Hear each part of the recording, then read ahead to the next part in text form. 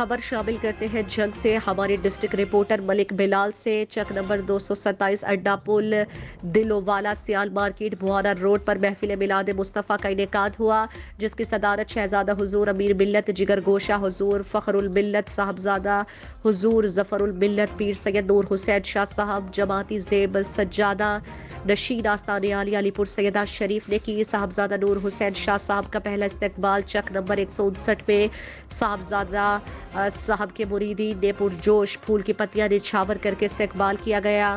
اس کے بعد دلو والا پل پہ دوسرا استقبال کیا گیا۔ استقبال کے بعد محفل پاک میں شرکت کی۔ محفل پاک کا آغاز تلاوت قرآن پاک سے ہوا۔ تلاوت قرآن پاک کے بعد تمام ثنا خوان مصطفیٰ نے حضور پاک کی بارگاہ میں خوبصورت حاضری پیش کی اور آخر پہ حضور ظفر الملت صاحبزادہ پیر سید نور حسین کے بانی محفل تمام موردین سمیت ملک پاکستان کے لیے خصوصی دعا فرمائی گئی۔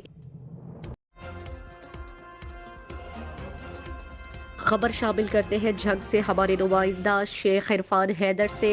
قرآن و سنت موومنٹ ضلع جھنگ کے زیر اہتمام مسلسل 12 سال سے جاری ہفتہ وار نفاذ اسلام پروگرام جامع مسجد مبارک اہل حدیث سیٹلائٹ ٹاؤن جھنگ صدر میں منعقد ہوا۔ مولانا قاری راشد حقانی آف گجرانوالہ نے خطاب میں کہا کہ اسلام کے لیے صحابہ کرام کی جانی و مالی قربانیاں ہیں بے مثال ہے اور صحابہ کرام کائنات کی سب سے زیادہ مقدس جماعت ہے۔ ابتدائی اسلام میں ہر طرح کے ظلم اور تشدد کو برداشت کیا اور استقامت کو اختیار کیا۔ قاری راشد حقانی نے مزید بیان میں کہا کہ قرآن و سنت موومنٹ پاکستان کا مقصد بھی یہی ہے کہ ملک میں اسلام کا نفاذ ہو۔ اس کے لیے ہمیں موثق جماعت علامہ ابتسام الہی ظہیر چیئرمین قرآن و سنت موومنٹ پاکستان کی قیادت میں چلنا ہوگا۔